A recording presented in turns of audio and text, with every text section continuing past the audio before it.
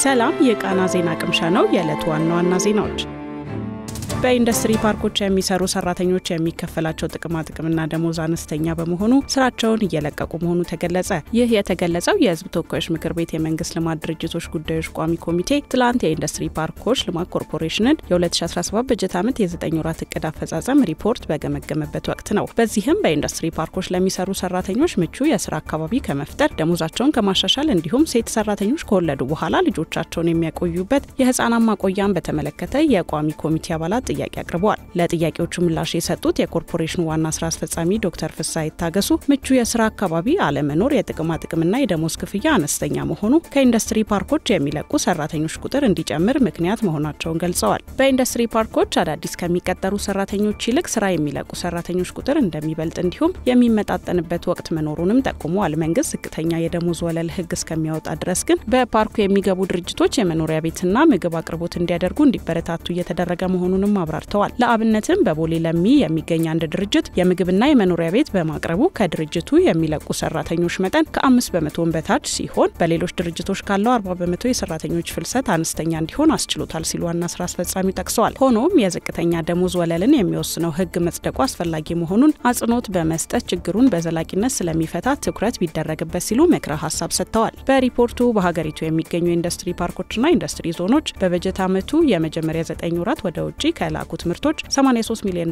ገደማ ገቢ መገኘቱ የተገለጸ ሲሆን ይህም የእቅዱን 65% አፈጻጸም የታየበት መሆኑን ተመላክቷል። አብዛኞቹ ፓርኮች አልባሳት፣ የቴክስታይልና ጋርመንት ምርት ላይ ያተኮሩ በመሆኑ አምራቾች ምርቶቻቸውን ከቀረጥ ነጻ ለአሜሪካ ገበያ ማቅረብ የሚችሉበት የአጓ ስርዓት በመታገዱ የወጪ ንግድ አፈጻጸም ዝቅ ለማለቱ ምክንያት እንደሆነ ተገልጿል። ለዚህም መፍትሄ ዘርፎቹን በአግሮ ፕሮሰሲንግ፣ በኢነርጂ፣ በሶላር፣ ሃይቴክ ኤሌክትሮኒክስ እንዲሰማሩና ወደ ፓርኩ የሚገቡ ባለሀብቶች ከቻይናና ህንድ ብቻ ከሚሆን ሌሎች የውጭ ሀገራትን መሳብና የሀገር ውስጥ ባለሀብቶችንም እንዲበረታቱ መደረጉን ዶክተር ፍስሐ ተናግረዋል። የዩክሬንና ራሽያ ጦርነት እንዲሁም ቀይ ባህር አካባቢ ያለ ግጭት የሎጂስቲክስ ስራውን በማዛባት ኤክስፖርት እንዲቀንስ ማድረጉንም ገልጸዋል።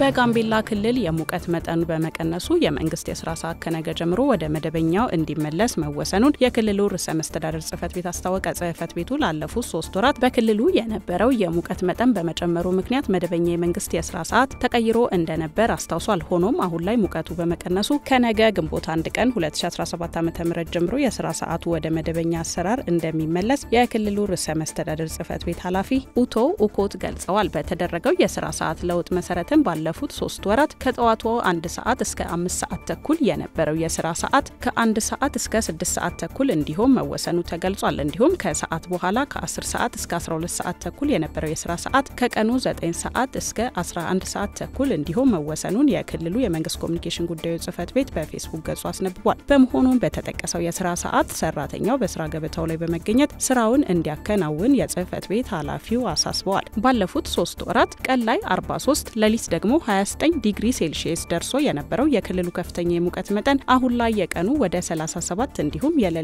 ወደ 23 ዲግሪ ሴልሺየስ ዝቅ ማለቱን ኢዜአ ዘግቧል።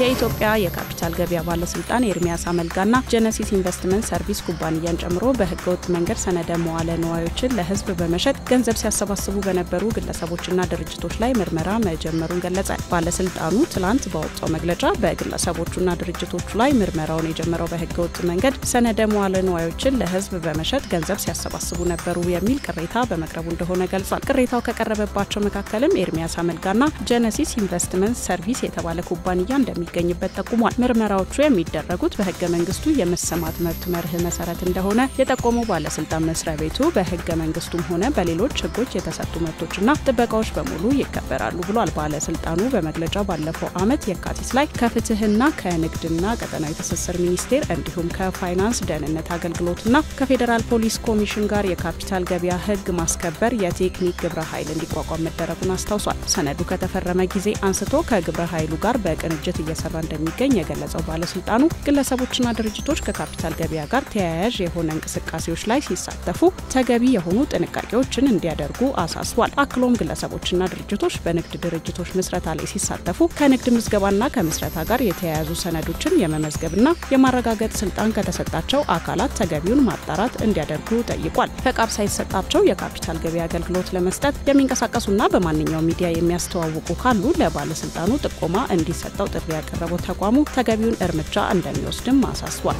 ካስቴል ግሩፕ ፒየር ኢማኑኤል ሜዳርድን የቢጂአይ ኢትዮጵያ ዋና ስራ አስፈጻሚ አድርጎ ሾመ። ሹመቱን ተከትሎ አዲሱ ዋና ስራ አስፈጻሚ ኩባንያውን ከህዳር 2015 ዓ.ም ጀምሮ ሲያስተዳድሩ የቆዩትን ሄርቬ ሚላድን የሚተኩ ይሆናል። የ63 ዓመቱ ፈረንሳዊው ተሰናባች ዋና ስራ አስፈጻሚ ሄርቬ ሚላድ ኩባንያውን የሚለቁት ጡረታ ወጥተው እንደሆነ ቃና ከኩባንያው ተረድቷል። አዲሱ ዋና ስራ አስፈጻሚ በዘርፉ ከ25 ዓመት በላይ ልምድ እንዳላቸው የተገለጸ ሲሆን ከኩባንያው ሰራተኞች ጋር የኩባንያውን ስኬት ለመቀጠልና ዘላቂ እሴት ለመፍጠር አዳዲስ መንገዶችን እንደሚፈልጉ ተናግረዋል ተብሏል። ከ10 ዓመታት በፊት የካስቴል ግሩፕን የተቀላቀሉት ኢማኑኤል በጋምቢያና ሴኔጋል የካስቴል ቅርንጫፎች ዋና ስራ አስፈጻሚ ሆነው ሰርተዋል። በቅርቡም በዲሞክራቲክ ሪፐብሊክ ኮንጎ የካስቴል ኦፕሬሽን ዋና ስራ አስፈጻሚ በመሆን አገልግለዋል። ቢጂአይ ኢትዮጵያ ላለፉት 27 ዓመታት በኢትዮጵያ ውስጥ ሲሰራ የቆየ ድርጅት ነው።